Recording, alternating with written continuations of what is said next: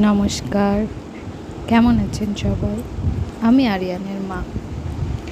এখন আমি বসে গেছি দুপুরের খাবার নিয়ে। প্রথমেই নিয়ে নিয়েছি পনির ভাজা, সাথে কাঁচা লঙ্কা। তারপরে আজ রান্না হয়েছিল কাতলা মাছের ঝোল, পাতলা ঝোল, একটু লেবু চিপড়ে, দারুণ লাগে খেতে।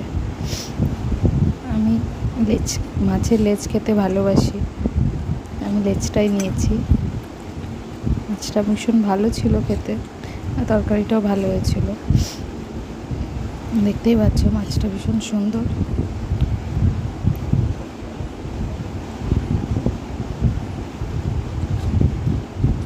তো এটা আমার প্রথম ভিডিও খাবারের। তোমরা যদি পছন্দ করো তাহলে আমি রোজ এরকম ভিডিও দেবো। শেষে ছিল একটু পাতলা